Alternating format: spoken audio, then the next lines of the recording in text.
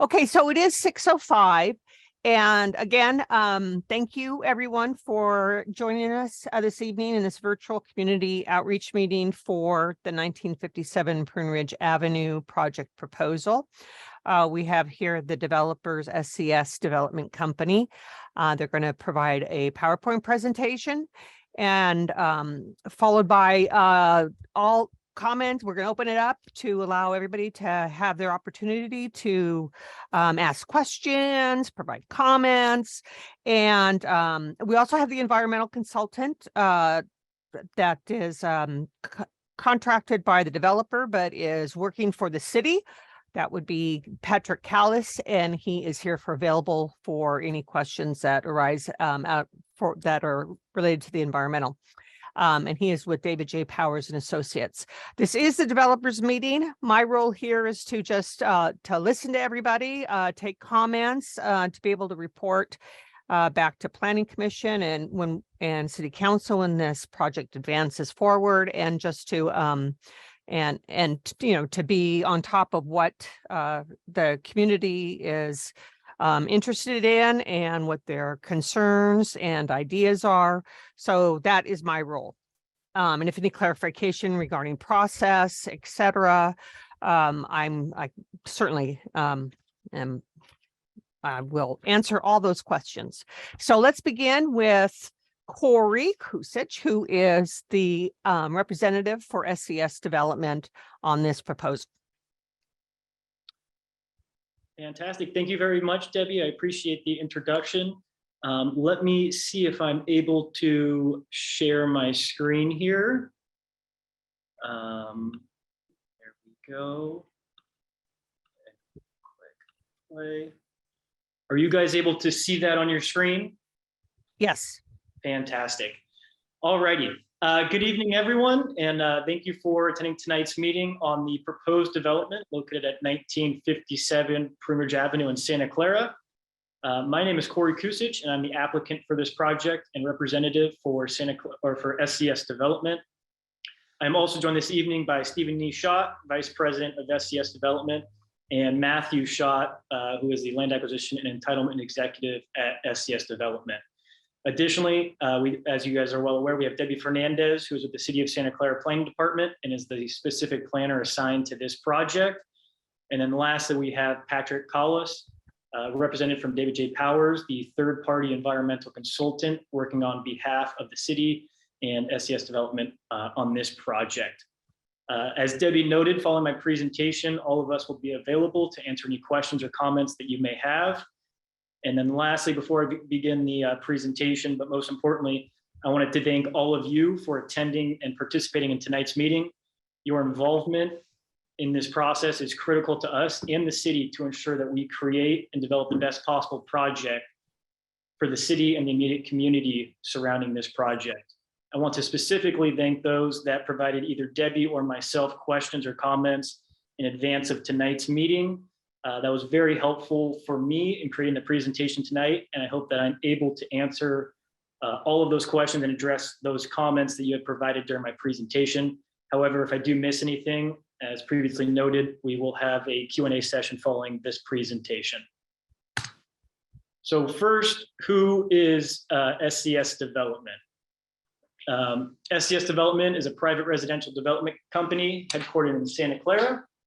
SCS Development Company and parent company Citation Homes have been in the residential development industry for over 50 years and built over 50,000 homes in the Bay Area and the greater Bay Area proximity.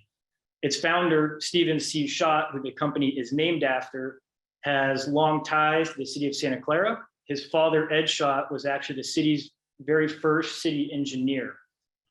Steve himself grew up in Santa Clara. He went to Bellarmine College Preparatory and Santa Clara University.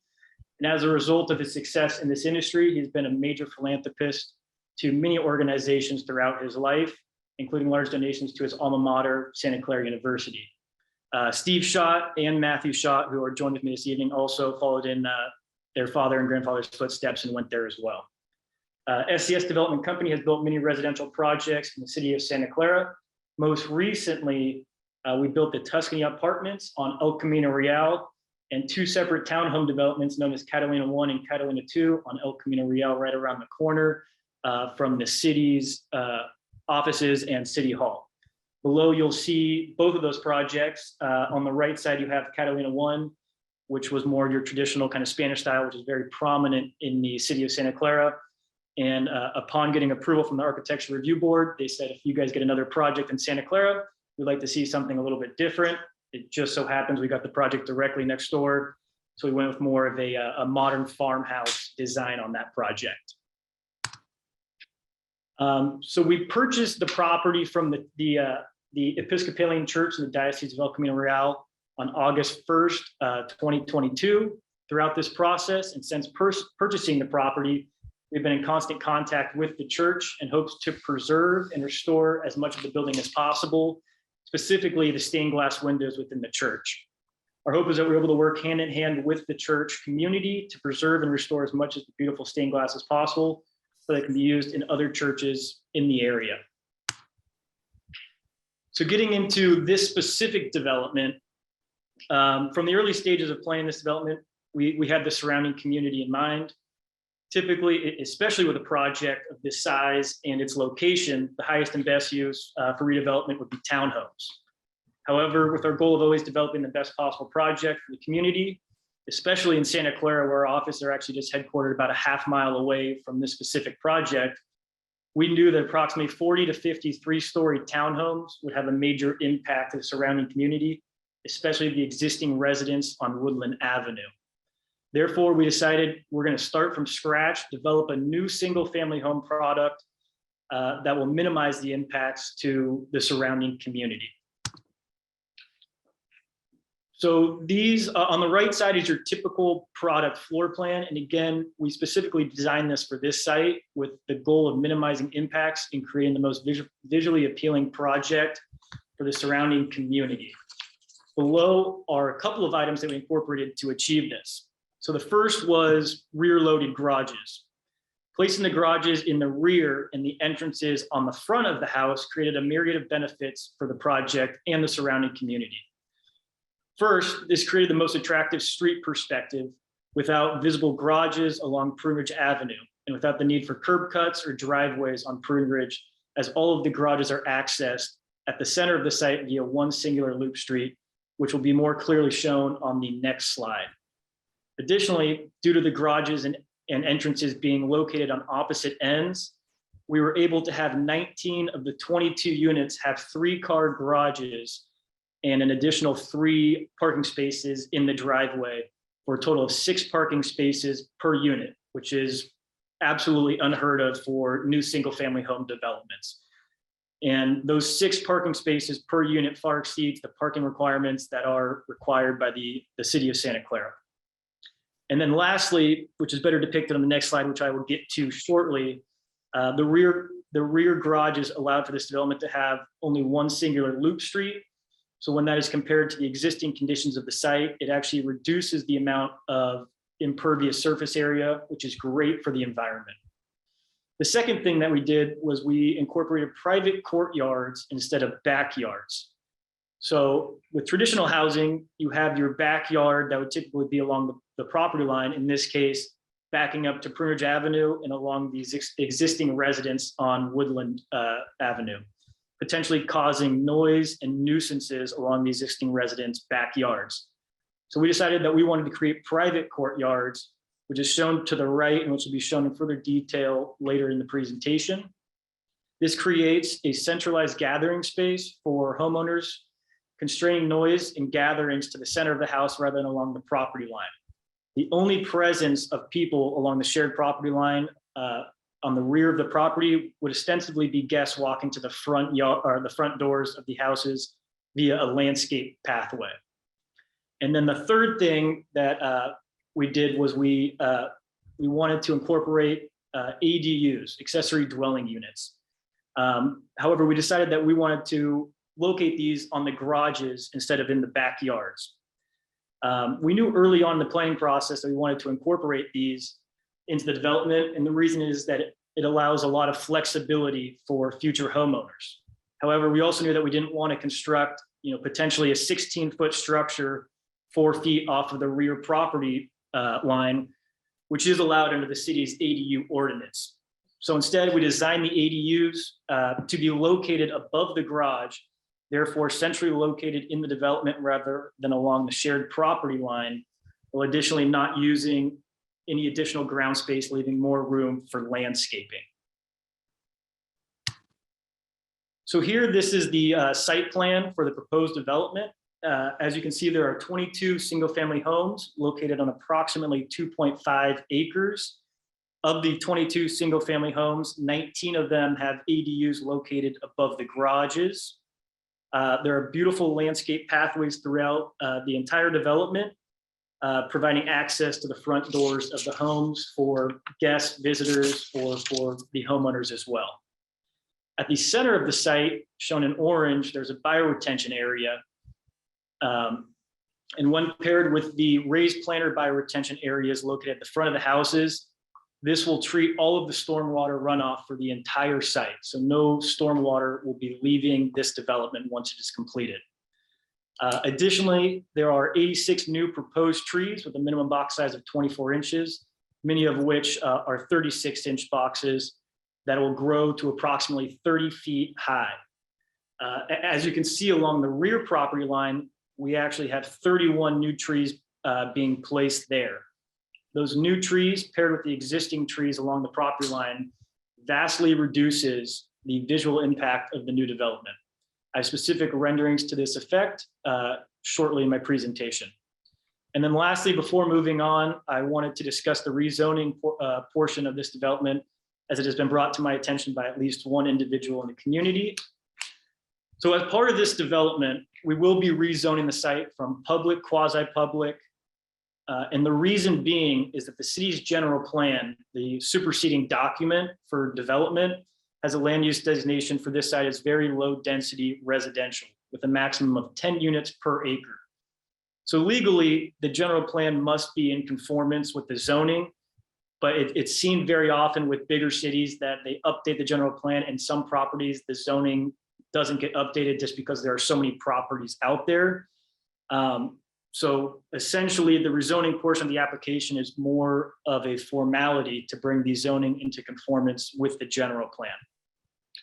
And then with the general plan being a maximum of 10 units per acre, the site is allowed a capacity of approximately 25 units. However, we are only proposing 22 units, approximately 8.8 units per acre, because we believe that the proposed project is best for the surrounding community and the future residents of this development.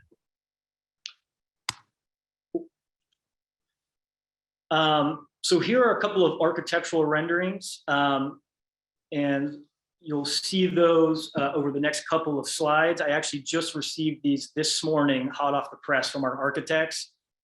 We have been working with Debbie Fernandez and the planning department diligently over the past couple of months to revise and fine tune the proposed architecture. I'd like to note that these are still subject to review by the planning department, as well as by the City of Santa Clara Architecture Review Board after the project goes to the Planning Commission and the City Council. But as you can see here, we are proposing a modern farmhouse styled single-family home, as shown along Pruneridge, which is this vantage point that you are looking at right here. Many of the units have large covered front patios and a small private fenced front yard. However, again, designing this project with the community in mind, these features are only incorporated on the homes that front onto Pruneridge Avenue and not on the rear of the development to promote privacy and silence along the shared property line. Additionally, many of these homes along Pruneridge frontage have tall, nearly 45-degree pitched side-to-side roofs, an homage to the modern farmhouse design. Again, however, as you can see, this roof brings the tallest point of the building to the direct front facade of the building. So trying to reduce impacts to the neighbors on Woodland, we have actually redesigned the roofs all along the rear property line to slope front to back rather than side to side, which moves the highest point of the building to the center of the house rather than along the building frontage. And then The latest revisions include a couple of two-story balconies as well, as you can see here. And again, as with the previous items that we've incorporated, these are only on the Pruneridge frontage and are not on the rear of the development, because we don't want residents looking into your guys' backyards or what have you. And all of these units are designed with a multitude of high-end finishes, horizontal and vertical siding, stone, stucco, wood, and varied roof materials, including some smaller decorative metal roofs. This just shows the small fenced patio or front yard area that would be along the Pruneridge side. Again, as I mentioned previously, we do not have backyards. So these are the private courtyards, which are actually located between the garage and the main house. And this is just kind of a layout that our architect had done just to show what you could possibly do out there, whether it's kind of a dining area, an outdoor living room, a hot tub, what have you, into this courtyard. And we have sliding glass windows to really have an indoor-outdoor feel to the development. And then this is the rear property line, ostensibly what some potential neighbors on Woodland Avenue might see from their backyards. The new trees shown on the far side of the fence paired with the existing trees there really reduces and minimizes the impact or the visual impact that you would see from this new development. And then we got a specific question or comment from someone in the community about shade, which I think was a very great question. So I wanted to incorporate these studies that our architect had completed. One item of note, though, is that these have yet to be updated since we revised our roofs along the back property line to slope front to back. So the shade casting that you'll see on this is actually more extensive than in reality after redesigning those roofs. As you can see, this here shows March and September as they have the same sun pattern, showing the shade at different times of the day. And then this here shows June, kind of the summertime, where there is ostensibly no impact on the neighboring properties due to the sun essentially going straight over the top of the development. So homeowners that have solar on their roofs or plants in the backyards should be unaffected by the development of these new structures. And so this is the estimated timeline for development. We have to do an environmental review process, and we anticipate that being completed by mid to late April of next year. Following that, the Planning Commission and City Council meetings, potentially in May or June of next year. Then we have the Architectural Review Board about a month following that. Then we will begin drafting our grading and construction documents with our engineers and architects. That typically takes about 6 months to get approved from when it is submitted to the city. And then once those are approved, we are good to go to start demoing and grading. However, we will hold off on that until we're able to coordinate with the church to remove and preserve the stained glass windows that are on site currently. And then we will be doing demo and grading, and then horizontal construction, which is your kind of joint trench, undergrounding of power lines, streets, etc. And then potentially in September of 2024, you would actually start to see sticks going up in the air and the houses being built. So CEQA, the California Environmental Quality Act, which is why Patrick Collos is here, and I believe some of you may have some questions for him later in the meeting. But as part of the development application, we are required to hire a third-party consultant to prepare an initial study and associated environmental review documents consistent with the requirements of the California Environmental Quality Act, aka CEQA, and the City of Santa Clara.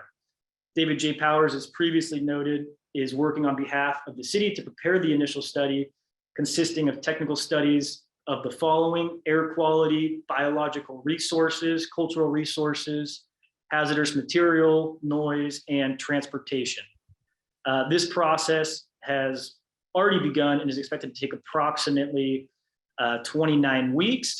I know a couple of you had reached out to me about kind of noise during construction or after, or traffic, or potential birds that may be habitats or either have their habitat on site. So anything of that nature will come out of these reports. And if the development does in fact cause any significant impacts in any of those categories, SCS development will be required to mitigate those impacts as recommended by the third-party consultant that is specific to that field. If you guys need any more further clarification on this during the Q&A session, myself and Patrick are happy to address any questions or comments that you may have. And then lastly, before we open it up to the Q&A session, I wanted to talk about the homeless concern in this area. So first and foremost, we understand that there is a major homeless issue in Santa Clara and really the general Bay Area at large. And we understand as the property owner that it is our responsibility to keep the site free and clear of any homeless issues, to keep the surrounding area safe. It was recently brought to our attention via email from a member of the community that there has been some homeless spotted at or around or near this property. So our first goal was to find a tenant to be a daily presence on site, but we found out earlier this week that that opportunity unfortunately fell through. Therefore, we wanted to, have the community kind of involved in this process and see if you guys would prefer for us to put a fence with screening up at the site or leave it open. We've done this in the past at multiple of sites. We've also not put them up, and there's pros and cons of each option. Putting a fence up kind of tells people that the site is vacant and opens it up, for them to kind of sneak in, and then it's more difficult to see them there. Or leaving it open makes it easier for them to enter. So it's it's a very difficult situation, and we wanted to get your guys' feedback on what the community thinks would work best for this specific site. So if you guys decide that you want it fenced, we're happy to do that. If you would like to leave it open and just kind of as is, we are happy to do that as well. And then that's the conclusion of the presentation. I want to thank you all very much for your time this evening.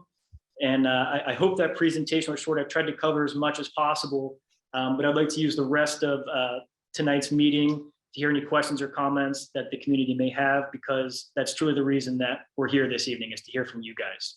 So Stephen E. Schott, Matthew Schott, and myself are available to answer any questions regarding the project. Patrick Hallis is available to answer any questions that you might have regarding the environmental process. And then Debbie Fernandez is available to answer any questions that you may have from the city, and she can speak on behalf of the city. So thank you all very much for your time, and I look forward to hearing some questions and comments from you guys now. So thank you. So thank you, Corey. I do see there are questions, and I do see a hand up for a participant, Bruce and Linda Becker.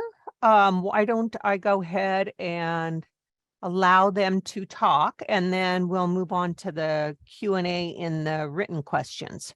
And I'll keep monitoring this to see who may want to speak, and we'll go from there. Okay.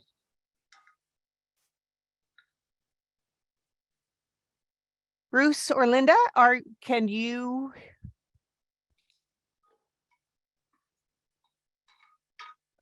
Unmute yourself. You are muted presently. Thank you. There you go. Oh, it's okay. Sorry. No, you're fine. Actually, the question that came up during the presentation was, you said the roofs would be oriented differently than the ones in the front. Does that mean that the windows are also facing the sides as opposed to the back? So that's a great question. There is windows, that essentially on the back side of the property, that is the front of the house. So there are some windows there on the second floor. I believe they're all bedrooms, but they are, approximately 15 to 20 feet off the ground. And with all of the heavy vegetation and trees that we'll be putting in there, they should be, they shouldn't be able to look in your guys' backyards. Essentially, I think that's what the question is you're probably kind of hinting at. once the trees are mature. And again, we are bringing in mature trees that are 24-inch boxes or 36-inch boxes. So in short, yes, there are some windows on the second floors on the rear side of the buildings, but they are just kind of small bedroom windows. Can you And how- clarify? I'm sorry to interrupt. Can you clarify those egress windows or just for light and ventilation? That's probably more of what the question is. Great 'Cause, question. obviously, the egress windows are going to be the larger windows. Yeah, so they are bedroom windows, but they are, fire egress windows as well with ladder pads so that they can, in case of a fire, escape from their bedrooms. Okay. And is there, the other question that I had was the ADU units. It seemed like a large quantity. Is there any thought given to perhaps reducing the number of ADUs in the development? So that is a great question. I know California and really all the cities, they're in a major housing crisis. There's such a need for housing in the Bay Area, and ADUs are a great way to accomplish that. And so I don't believe we will reduce those. And additionally, one of the main reasons is why we really like the ADUs, especially with this project, is these are going to be expensive houses. I mean, any house in Santa Clara in this location are expensive, and it really causes a barrier of entry to new homeowners. So the benefit of having the ADU is it allows flexibility for the future homeowners. So whether it's a multi-generational family that has their parents living with them or kids coming back from college, and they might not want to live essentially together, they can put them in the ADU on the other side and kind of have two separate units. Or additionally, if someone might not be able to afford kind of this project, a typical single family home in this area, they might be able to, with an ADU, realizing that they can have some source of rental income coming in on a monthly basis that would help them cover the cost of the mortgage. So no, I don't believe we would actually reduce the ADUs. Quite frankly, I would have loved to have every unit have an ADU. But talking with the Affordable Housing Department, we do have 3 affordable housing units on site, and having ADUs with those kind of defeats the purpose of the affordable housing on site, because they could ostensibly rent that out, make more money, and then no longer qualify for the house. So all of the market rate houses do have ADUs, and the BMR units or affordable housing units do not. Okay, thank you. Absolutely. So how do I get out of there? Do I? Let's see. I have a question. Yes, Bruce? Yeah. Have you considered the construction that's going to happen on Pruneridge, how they're changing the street? Yes, we have. And the city has brought that to our attention. So that's, in part, we haven't planned on having or utilizing any parking on Pruneridge. And that is why, this product that we designed is perfect for this site, because, it's very unique that you'll find, a new development with 3-car garages. You typically only see them on kind of custom homes. So each unit has 3-car garages. So if you have someone in the ADU, they would have their own space in the garage, and the other 2 would have, their 2 space in the garage. Or if it's just your whole family, you have a 3-car garage, and you have 3 additional parking spaces in the driveway as well. So each unit has 6 parking spaces, and therefore there shouldn't be a need to park on Pruneridge. Obviously, things do happen where someone might throw a big party. It very seldomly happens, but in that case, like anyone or in your guys' houses, there are people that do park on streets, but that is not anticipated. Yeah. And also, do you think it's going to affect the people that cut through our street to avoid Pruneridge and the Winchester stoplights, like happens off and on now, driving very fast? Would your development think will impact that? That's the question. Yeah, that's a great question. Quite frankly, I drive down Pruneridge every day. I commute over the hill from Santa Clara. I've never taken that cut through. But that will be studied by our environmental consultants doing the traffic impact report, and it'll show if there are any impacts to the surrounding streets. We haven't received that report yet. Mhm. I don't believe, Patrick, you might want to step in if we have received it, but that will come out of the report when we receive it. Yeah, we actually have received the report, and the trips generated by the project would be fairly minimal compared to the surrounding areas, but that will be addressed further in the environmental document. Maybe the city could put a couple of speed bumps. That's a joke.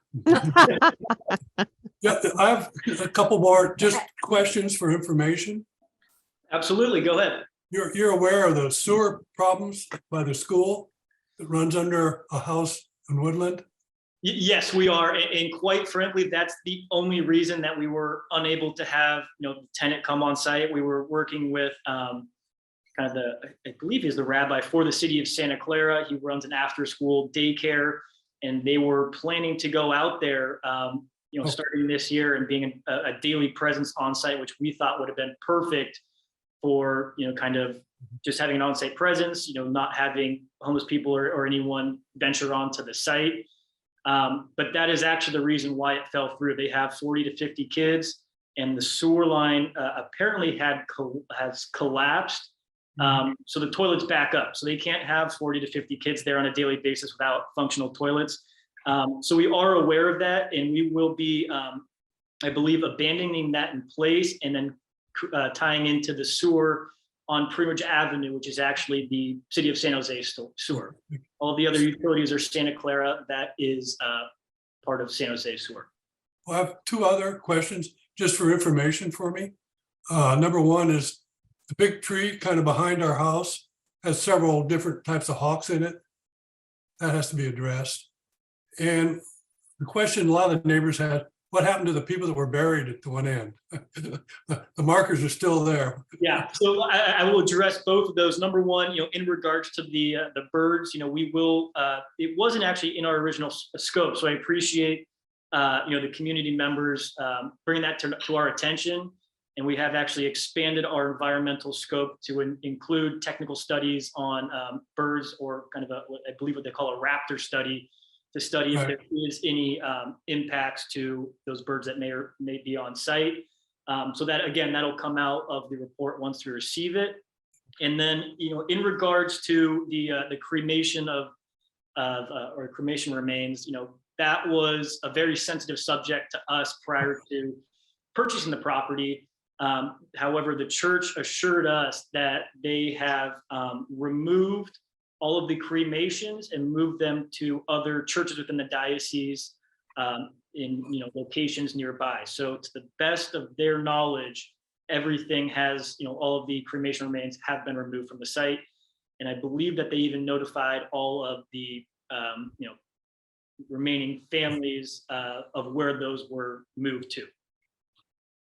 That's all I had. Lynn, we have one more question from another neighbor. One neighbor that was unable to attend the meeting this evening, he would like to know if there apparently is an easement that was granted by the church for two of the houses toward the Winchester end, the last two houses. And he'd like to know if that easement is going to be continued. Yes, so I believe I do know at least one of the properties you're talking to. I believe they're probably directly next to each other. It has a gate that is on the back side. Correct. Yeah, so they're actually, I was surprised when I got the title report prior to purchasing the property. It's one of the cleanest title reports that I've ever seen. Essentially, the only thing that was on there was the purchase from the church or the deed from the church. There are no easements on the entire property. So I would be happy to speak with the individual separately offline, but everything that we have seen and in all of our studies and due diligences, there is no easements on the property whatsoever. Okay, I'll pass that along. Thank you. Thank you very much, Bruce and Linda. Okay, so I will go ahead and mute you folks, and then let's bring up Joe. I'm sorry, Bugajeski. Sorry for not saying that correctly. Okay, so are you there? Yes, you are. Okay. And go ahead and unmute. Right, There we done, go. that's done. Okay, this is so mostly for you, Debbie. And that is with the change in the bicycle pathway. You know, the school that's across the street from the church has a lot of backup on Pruneridge. And those cars go nowhere, right? They have to go in, pick up their kids, then back out or try to turn around in the parking lot. And, you know, while it's, you know, I think, you know, SCS done a nice job for their units. It doesn't coordinate with what actually goes on that street. And, you know, as I see especially when the buses show up to pick up the kids, it's not a safe situation whatsoever. So I'm hoping that's somewhere coordinating in your office, Debbie, and then Patrick, maybe with your study, that we're actually looking at what really is happening on Pruneridge at the intersection. Now, especially at this wonderful time of year when the holiday traffic arrives, which was never studied. So, you know, and I don't think it's something for SCS to really address because, you know, their plan makes sense to me, you know, in terms for the residents, but not for everybody else who uses it. You know, places across the street that park along Pruneridge, the additional traffic that goes back and forth in and out of the school, the traffic that comes in for the holiday shopping along Winchester. I mean, somehow the road is treated like it's an itty bitty little road, and as opposed to the intersection with San Tomas. And I'm hoping that your office is looking at that, because I think there might be a little bit of tweaking that's needed. And so that's a comment more than a question. And if you've got a comment, great. But the other one was in terms of, you know, you asked for a comment about the fencing. Fencing sucks. So it, you know, it collects trash, all the stuff. Just right now, I just walked through there now, you know, yesterday, and you know, and we're looking at the beautiful redwoods being chopped down to nothing. Claiming to be dead, but probably half weren't, maybe, who knows, but which is a dang shame, but oh well. But that one is a situation where I think, you know, somehow it is much easier to walk through there and check for activity and see what's going on. You know, you sort of get a bit of community walkthrough, as long as you don't get all over our case for actually trespassing on your property now, FCS. You know, so, you know, because it's one of the reasons for walking through there is just to make sure things are okay, you know, and besides, it's a nice shortcut, and I'm disabled and I find it difficult to get around. So it's, you know, and otherwise, I think, you know, a lot of good things have been done, and I really appreciate that. Thank you very much. And Joe, I do agree with you. You know, my preference is to keep the site open. With our office being a half mile away, you know, I can go over there once or twice a day to kind of check on everything. But it's always our concern with fencing it or putting, you know, kind of screening on the fence, is it just tells people walking by, this site's vacant, let me go in there. And once they get behind the fencing, it's much more difficult to see anyone out there. So that is, you know, our preference is to kind of leave it open and just, you know, actively, you know, walk around the property. Again, also it being, you know, a church, I'm sure many people don't realize that it's vacant. Right. And they drive by and say, well, it's not Sunday, that's why there's nobody there right now. Yep. So that would be our preference. But again, you know, we are open to, you know, whatever you guys, the community, prefer. Well, I certainly wouldn't mind if you post your email, wouldn't mind sending you guys a note saying, you know, I noticed there's some problem over there, maybe you want to stop by. I wouldn't mind. I don't know what my neighbors feel about that, but I certainly don't mind doing that. Absolutely, Joe. I appreciate that. And please do notify me if there is any issues over there. My email, I believe you probably got the flyer because you're on the meeting tonight. My email was on that flyer. It is, okay. If you want to send me an email, I'm happy to give you my cell phone number. And if you ever see anything over there, I'll drive over there right away. Okay, great. Thanks. Thank you very much, sir. Thank you, Joe. I'm going to mute you now. And I will respond that, yes, the traffic is one element of the environmental that is to be analyzed. So traffic conditions existing and with the traffic will be examined as if there are any mitigations that are necessary, will be identified. So thank you for bringing those points up. I just want to let you know, because others might as well not know who are in attendance tonight.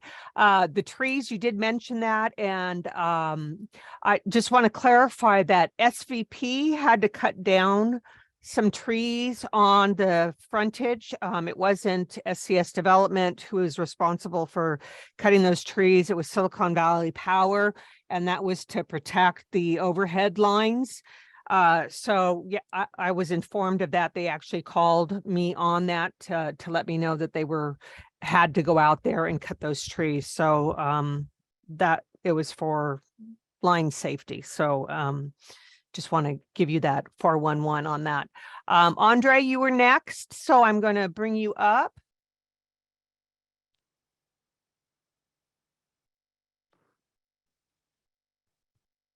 And there you go. You should be. Can you hear me? Yeah, perfect. Okay. Hi, Debbie.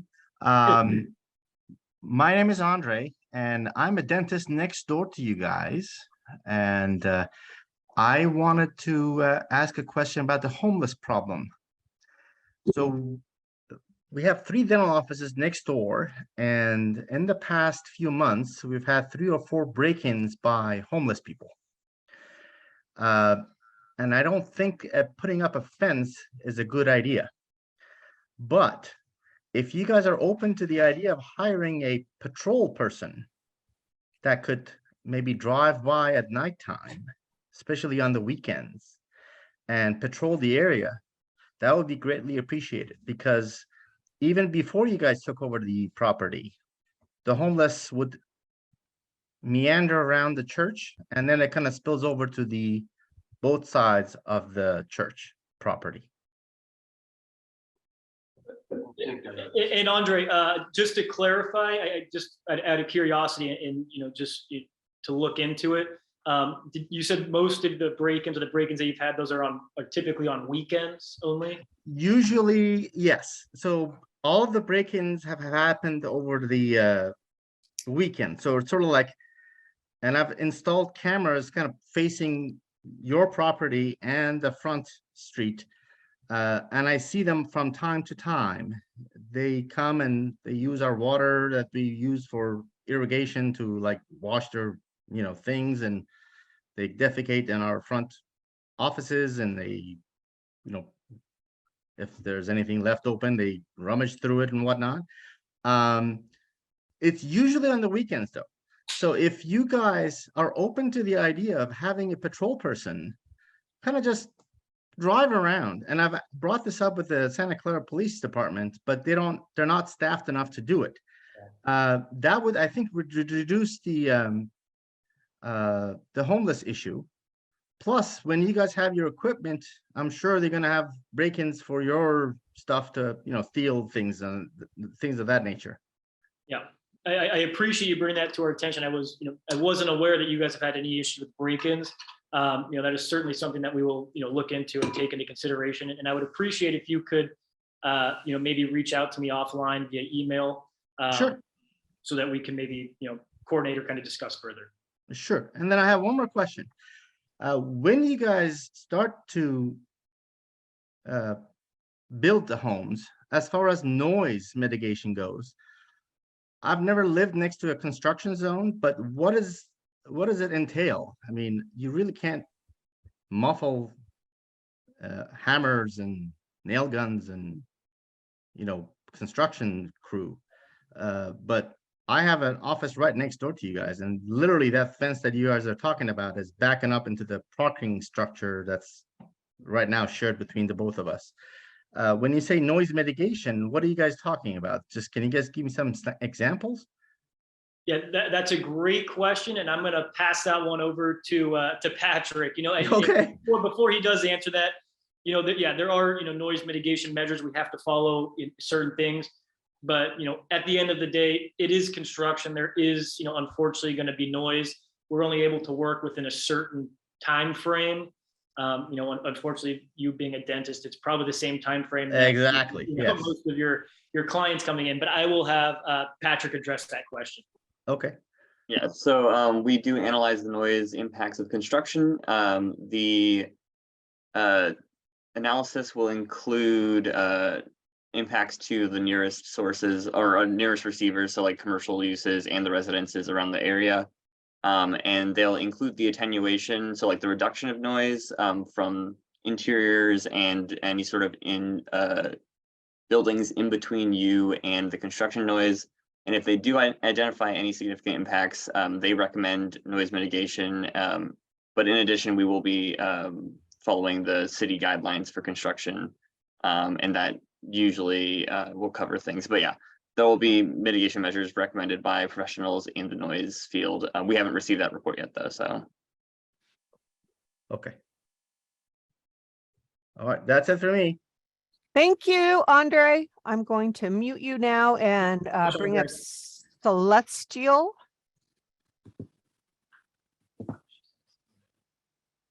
Okay, Celestial.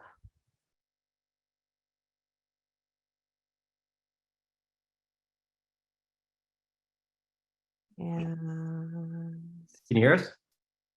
yes. Okay. So I guess I had a couple of questions. One is about the screening, the tree screening. Like, what's the plan for that? We're very concerned about these houses are going to be basically looking in our bathroom, like a second story window is going to be looking in our second story window bathroom. So we're wondering what you're going to do to provide screening there, because we already have a lot of screening, but we don't have anything that's the same height as our house. Yeah, so we are putting, as I believe I discussed earlier, 31 new trees along the back property line. They will be fully mature, or not fully mature, excuse me. They will be fairly mature when we place them in, and they will grow to a mature height of about 30 feet, which is essentially to the roof of our building. So even if you are sitting on, the roof of the building, ostensibly you shouldn't really be able to see, into your backyard too much. Obviously, there are trees, there might be some gaps in the leaves or what have you, but they should screen the property from you guys very well. Okay. Yeah, and I'll reiterate what the Dennis was talking Steve, about. One last thing, I apologize. Steve just mentioned something to me as well. They will also be maintained by the HOA, which will, in essence, it'll be a professional landscape company, so they will be healthy and full and pruned, properly. And evergreen. Yeah, one of the other ones was that Dennis spoke up earlier about the homeless problem. We literally live directly behind the church, so we are like a main target. I chase homeless people out from behind my house like 4 or 5 times a week. So again, yeah, if you guys could get something coming back here and checking on that, I literally have to call the police at least twice a week to get people removed. Yeah. And there's trash all over, by my back fence here. So yeah, that would be good if we could really, the homeless people have become more problematic now that the church is no longer occupied. I know George used to take care of, keeping them out of there, but he hasn't been there for a while. Understood. Thank you very much for bringing that to our attention, and we will, make sure to, anything that might be along your guys' back property line or some trash that may be out there, we'll make sure to clean that up. And then the one other question was about we have a fence along the back line. Is there an intention to replace that fence with a different kind of fence, or is it just going to be the fence that is currently there? Yeah, no, so typically what we do, just because it's much easier rather than dealing with a myriad of homeowners, is we typically just build a new fence on our property line, essentially abutting your existing fence. So you wouldn't see any difference from what you have today to in the future. Okay, I mean, I think that's all my questions. If I come up with anything else, I'll raise my hand. Perfect. And also, if you do come up with anything else, or anyone else listening, if you guys come up with any other questions or comments after tonight's meeting or throughout this process as well, please feel free to reach out to me anytime. You wanted to know about I think we're muted, so it's too late. You want to know? You're not muted. Oh, she had a question. We have a bunch of redwoods like right up against our fence, and there was a concern that the construction might kill them because of the roots. The roots definitely go under the fence. You know, I mean, the trees are pretty large. We have like 3 redwoods and 1 oak. Yeah. So I wouldn't be really concerned about that. You know, we do, rough grade the property, but most of, we aren't really going to that much depth. If it were roots that extended, 20 feet out and were under the foundations of the buildings, maybe that would be a cause for concern, but just, being that they're on your property and, probably only, spread maybe 5 feet or so, I wouldn't be concerned about, those roots being disturbed. okay, sounds good. And there's post and beam construction that could span those for structurally to avoid roots. So that comes into play during the construction. So that's a good point. Thank you. I'm going to go ahead and mute you, Celestial, and let me go to the questions that the Q&A questions. Okay. One is from Mike Bell, and this may have been partially answered. According to original deed from owner of 1830 Woodland, there appears to be access granted to 1854 Woodland and 1860 Woodland Avenue of 50 feet behind the properties. So as you had said, Corey, I know you were going to, you had indicated for those property owners to reach out to you, and you could have that discussion and with them individually. Yep, absolutely. Are they on the meeting here tonight, or is this more of a written thing that you? Oh, Mike, you are here. I could raise you to participant. Would you like to elaborate or ask any other questions?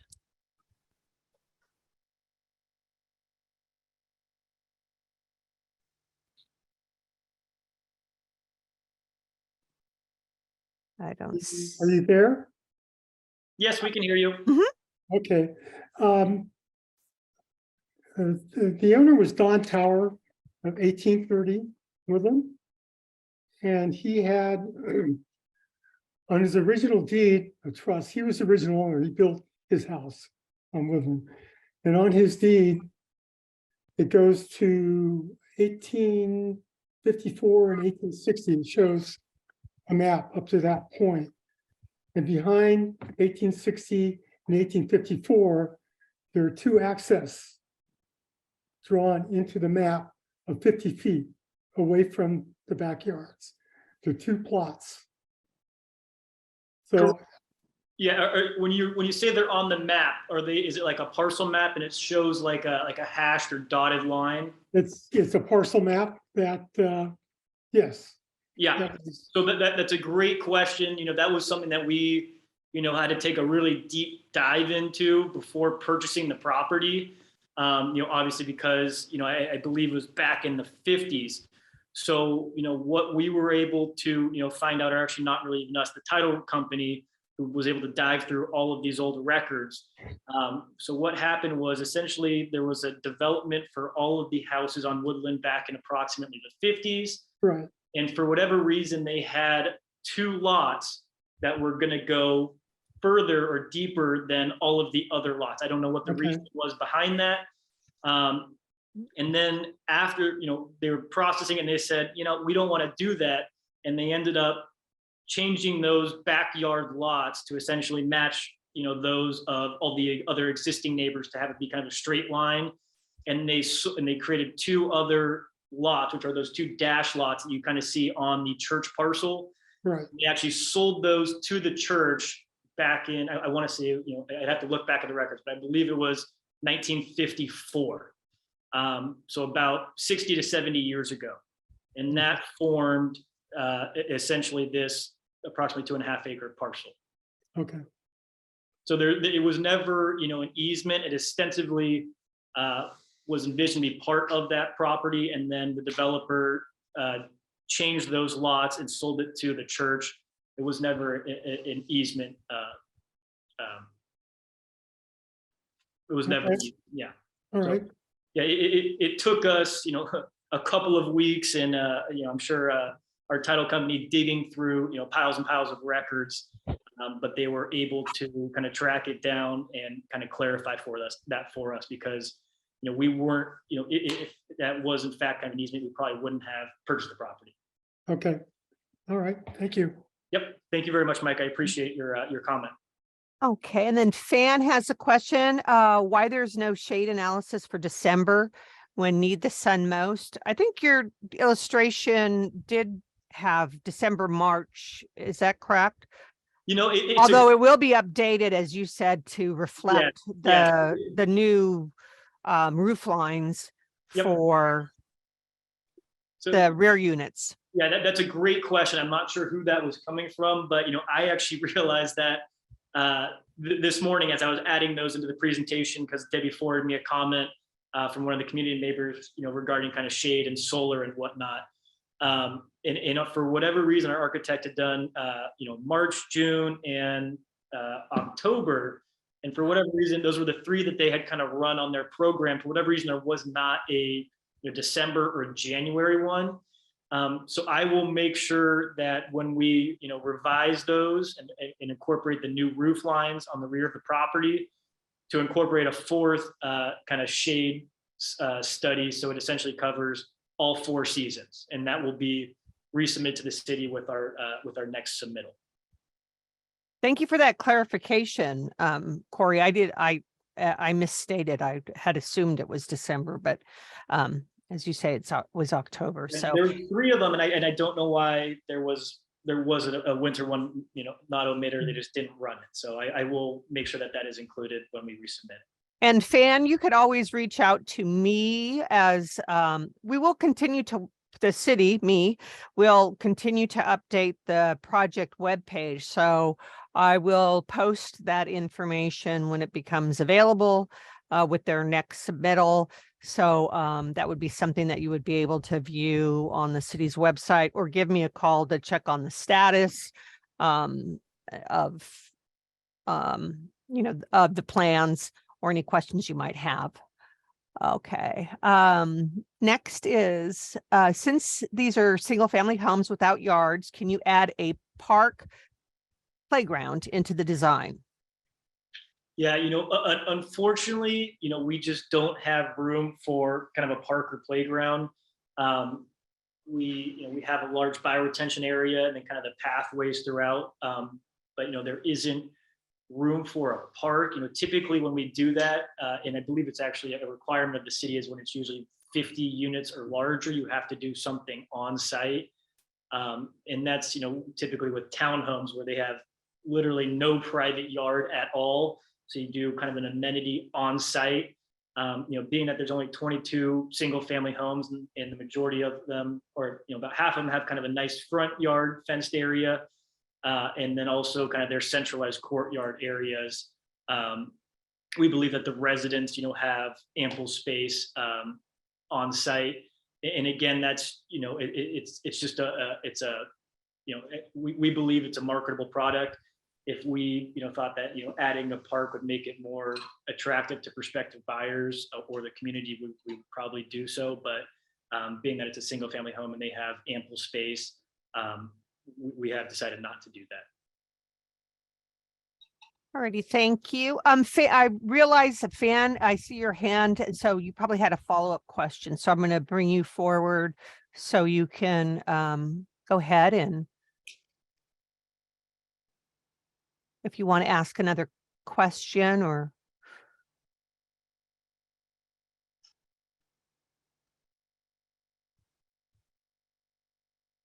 Hi, can you hear me? Yes. Okay, yeah, thank you.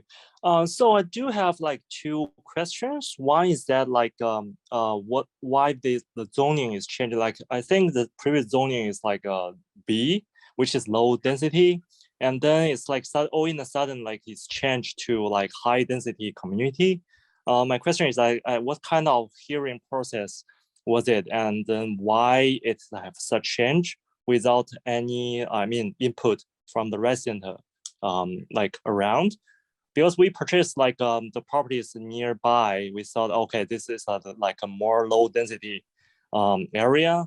But I mean, like if the city keeps like developing things like this, it will make everywhere like high density. We have a little bit concern over this. So I was wondering why the zoning is changing. Sure. Let me go ahead and answer that one, Corey.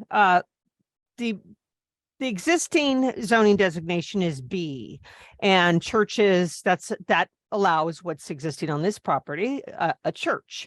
However, in order for the property to be redeveloped, it would need to be redeveloped consistent with the existing general plan designation for the property. That general plan designation is very low density residential. So this project is rezoning the property from public to be in conformance with the very low density residential. Designation would presently allows up to 10 units per acre for redevelopment. And their proposal is the 9 units to the acre. So it's not zoned high density residential. It is zoned at the lowest it is being proposed for the lowest residential density designation in our general plan, consistent with what the designation is for the site. And this process involves Planning Commission and City Council, both of which are public hearings, in order for a rezoning to be processed and the property to change that zoning designation. So I hope that helps to clarify why the zone change. But it is not presently or proposed to be high density residential. And there is the public process. Okay, yeah, thank you for that information. Another thing is that like, say the plan is one thing and the actual construction will maybe like different from what was planned. So how can we say, okay, this the communication now is like say, okay, there are 22 or like certain height or certain roof shapes. So how can we make sure that like this will be constructed as planned, and then like also like the trees, those things? Yeah, so that's a great question. Obviously these are architectural renderings. So we get, essentially we submit floor plans and architectural renderings, and that's ultimately goes to the Planning Commission, the City Council to, get approved. And then once that's approved, we will have to do construction documents and grading plans, which again are reviewed by the city, and they make sure that what we are, proposing, or the construction documents that we submit, conform with, what was approved by the Planning Commission and the City Council. And then once those construction documents are approved, that's what we build off. So they ostensibly will look, essentially exactly like this, but a real life photo rather than a rendering. I'd be happy to share with you, kind of previous projects that we have done where it's shown on paper versus, constructed now, and they are identical. Okay, yeah, thank you. I think one last question is that, so how can we make sure that when the people in that community like having party or anything else, like they won't like crowd the wooden street for parking? So I mean, like it's public street, right? So anyone can park. But I'm like a little bit concerned. I know like there will be like traffic analysis or impact analysis, but that will be like, I mean, like not foreseeing all the situations. So if there are any impact in the future, like what shall we do? It's a great question, right? Because all the studies that we do, they're especially for kind of traffic, they study kind of the peak hours, the AM and the PM peak hours, and they see how that affects kind of the surrounding streets. It doesn't factor in of someone having a graduation party and having 50 people over at their house. There's some things that are just out of our control that we would sell a house to someone and we don't know if they're going to have a party 3 years down the road or not. So I don't really know how to answer that question. appropriately. It may or it may not happen. Who would you contact about people parking on a public street? I don't know that you could contact the police or anything because they are legally allowed to park there. But at the end of the day, your existing neighbors and houses next to you could ostensibly, do the same thing as well. So I apologize, I can't give you a better answer. I don't really know how to answer that question, Fan. Okay, yeah, thank you. I think I have one last comment. So I think just mentioned that this zoning will be like the minimum allowed by the zoning things. So is that the reason why it didn't like build the 40 to 50 units instead of 22 units? It is because the limit of the zoning? So that's a great question. The highest and best use, financially for a developer is townhomes. You get the most units kind of per acre, and the prices work. So our initial thought was, we could try to do that. Number one, the community wouldn't like it. Additionally, you'd have to do a general plan and zoning amendment, which is a very sensitive topic, and it's difficult. So yeah, that was in part the reason maybe why we didn't go down that as well. But again, we just knew it wouldn't fit in with the existing community as well. Okay, got it. That's all my questions. Thank you. Thank you. Okay, so let's see. Is guest parking allowed along the access road? On the access road, there is no guest parking, and that's why we have designed each unit to have 3-car garages and 3 parking spaces in the garage. So if you have, a friend or two over, there'll be ample parking in the driveways. Perfect. What side of the homes is along the property line separating woodland from the development? What side of the home? So all of the garages are in the center of the site. So ostensibly, the homes would be fronting Woodland, the houses along Woodland Street. And how did the owners and guests access those homes? So the homeowners, it's designed that they would go through their garage and then directly, kind of through the courtyard into their house. Guests would walk through the landscape pathways to the front doors. Or if you have a really close friend that doesn't even knock on your door and comes in, they might walk in through the garage or put a combo in and walk in. But most of your guests will walk through the front doors of the house. Thank you. And I believe you answered how many parking spaces the Pruneridge community have. You had indicated there were 6 parking spaces per unit. Yes. So that And has... just 1 second there, just to elaborate on that. We did look at adding parking onto the street, and we would actually have a net reduction of about, I think it was 15 or 20 parking spaces, because it kind of eats into the driveway, and then therefore you can't really park as many cars in the driveway. So that's why we actually took the parking out of the street and have it in the driveway alone, because it allowed for more parking within the development. Perfect. Okay. You've answered the who maintains the trees, so we can keep our privacy. You said that would be the HOA and all of the landscaping and exteriors of the buildings and the bioretention, all of that will be maintained by the HOA to keep the development looking as nice as possible. Okay. What's the distance? This is from Shirhari Kalkar. What's the distance that the house will have from current houses?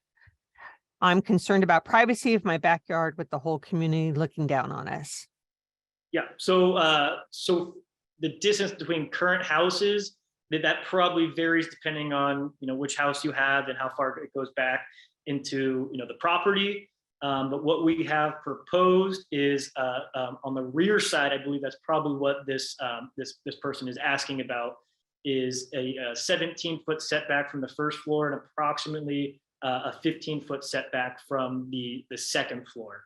And on the Pruneridge side, just in case you guys were curious, we'll have a landscape median, a sidewalk, and then about a 10-foot setback from that sidewalk on the Pruneridge side. Okay, thank you. And okay, you've answered, have you, what was brought up, have you considered hiring security to patrol the property in the evening to deter homeless encampments? I believe that was... Andre brought that up, yeah. and we will certainly take a look into that. Thank you. Thank you. Jeffrey, I see your comment and your hand up, so I'll just send it over to you. One of your questions is what is going to happen to the existing large tree right by the fence line? I'll go ahead and promote you to panelist. Go right ahead.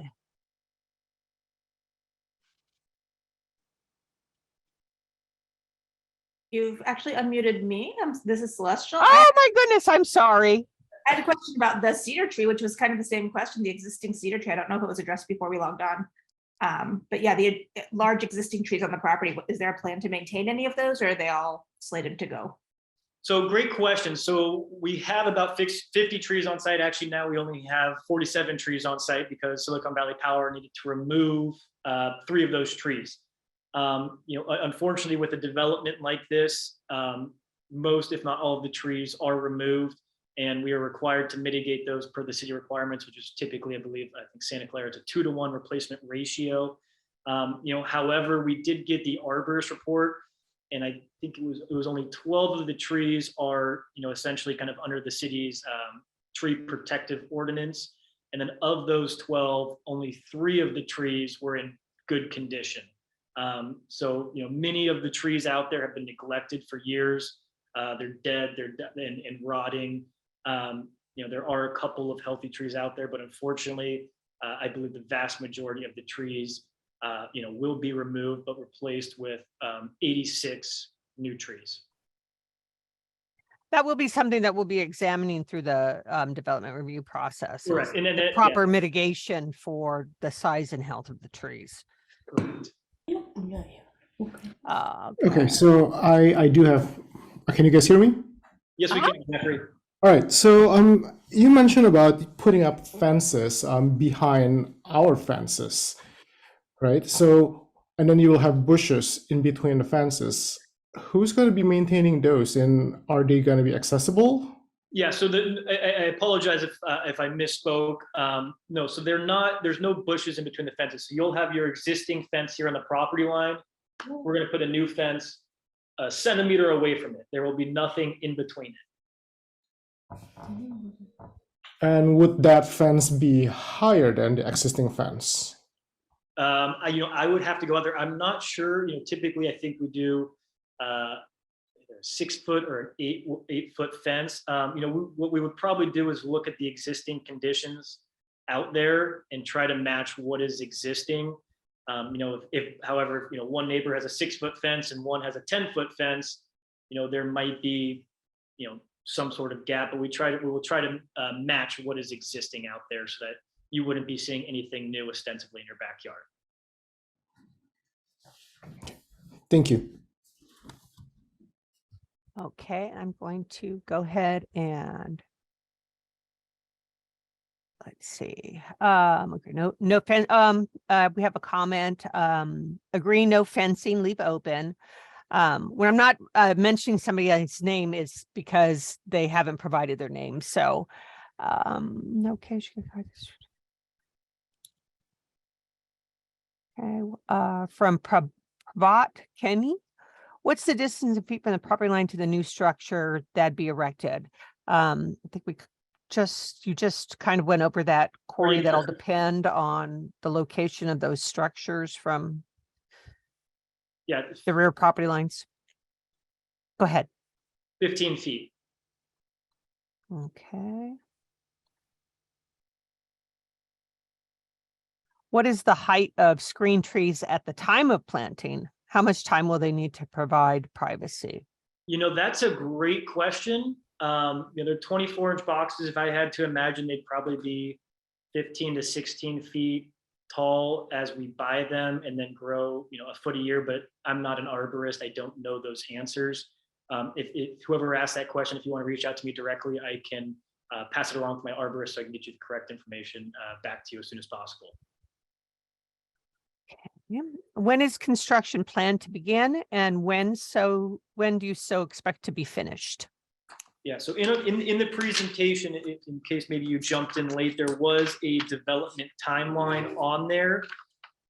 So for actual construction, We believe the earliest we'd probably start is February 24. And the first thing that would happen is the removal in coordination with the church to kind of restore and store the stained glass windows. That'd be February 2024.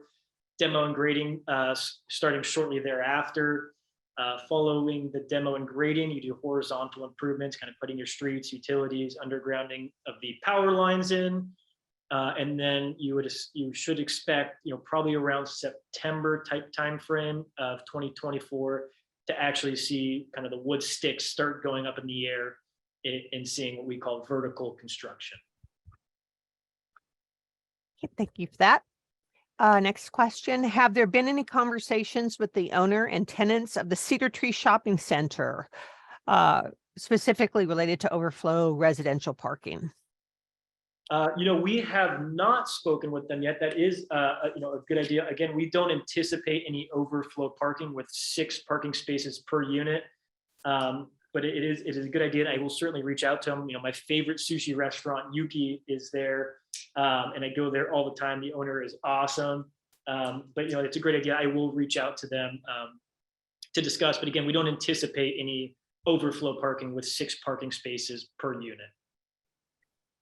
Thank you. The next question, what about delivery drivers? Is there a place for them to park when delivering packages so they do not block the access road? Yeah, it's a small private street. It's a 2-way street with 22 homes. So how we envision it is they would just pull up, put their blinkers on, and pop out. If a car is behind them, they would just go around. It's not a heavily trafficked street with only 22 houses there. And they would just drop the packages off at the front door or the mail off and then be on their merry way. Thank you. Next question. For comparison, what is the backyard setback from the property line of the Summerhill homes on the old Bayreuth property? That is a question I cannot answer. I don't have that information available, but that certainly is something I could look into. And the individual who's asked that question, if you want to send me an email directly, and I can follow up with you on that. My email is on the flyer, but just for convenience sake, it's dfernandez@santaclaraca.gov. And I could provide that information. I'm going to go back to see if I missed anything here. And to begin with, a couple of questions on the cedar tree. What is the issue of maintaining the cedar tree addressed? And I can say that's going to be part of all the biology is looked at this. So the trees will be analyzed in the arborist report for the health of those species and how they relate to the site plan and whether they can be protected or integrated into the site design, or if there would need to be removed. So then if there need to be removed for whether it's health or conflict with utilities or the building footprints, it would be appropriately mitigated. Are there screen trees? This is from Shirari. Are there screen trees on the sides of the property? So that would be on the east and the west sides of the. Are there? Is the question? Are there? Yeah, are there? Yes, there are. Let me see if I could pull it up. On the left side, essentially where the dentist office is, there's approximately 11 trees planted there. And on the right side, about 9 to 10 trees along that property line as well. Perfect. Thank you. And I think we have hit all the questions. I don't see any other hands up. So if you'd like to conclude, Corey. Yep, I see one last question from. Oh, you do? Where? I see a little yellow hand going like this. Okay. Oh, my Q&A is actually covering that up. So I can't see that. Is it Andre? Yes. Okay. There we go. Okay, Andre. Sorry, Debbie. No, that's okay. Corey, the fence between the dental offices and the building, is that going to be wood, or is that, or you guys haven't decided what you guys gonna put there? I believe it'll be, kind of your typical redwood fence. Redwood fence. Okay, so it's not stucco or concrete or anything like that. No, I don't believe so. Let me just pull up my landscape plans really quick to see if there's a call out there or not.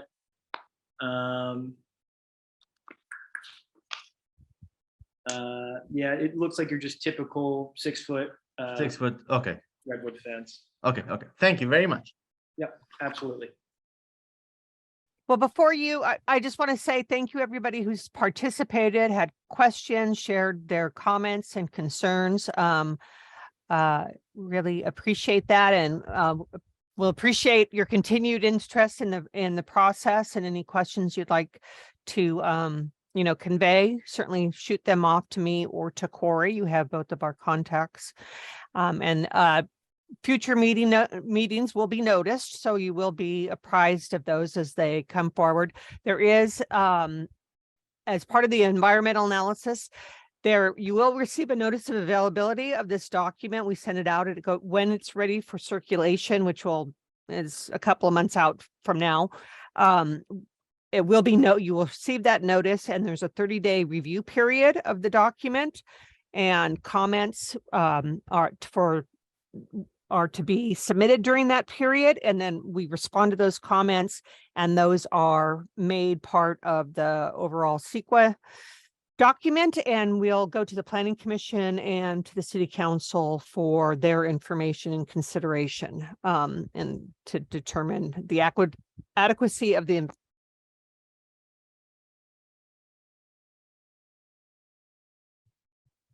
Debbie, are you still there? I think we lost you.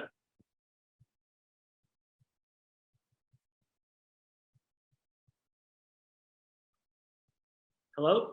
I think her mic might have died. She was saying she was having some issues. Yeah. I think Oh, she. there it goes. Okay. Oh, there. Okay. Thank you. Sorry. I don't know where I cut off, but it was explaining the environmental process. Am I lost again? No, you're good. Okay. Sorry. Yeah. So did I capture that there's going to be a 30-day review period on the environmental? I think that was probably what was just missed. Oh, okay. All righty. So a notice will go out when the environmental is ready for public review. It allows the public and agencies to review and comment on the document. So that will be forthcoming in the next few months. And that will be made part of all the other actions for this proposal.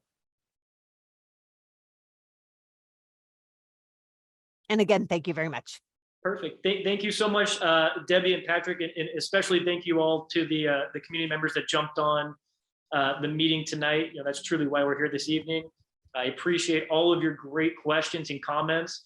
And if you do have anything that comes up, after this meeting over the next, couple of months, because this is a fairly lengthy process, please feel free to reach out to myself with anything, and I'd be happy to, address any questions or comments that you have. So with that, I appreciate your guys' time this evening. Thank you very much. And I hope you guys have a great evening. Thank you. Thank you. Bye.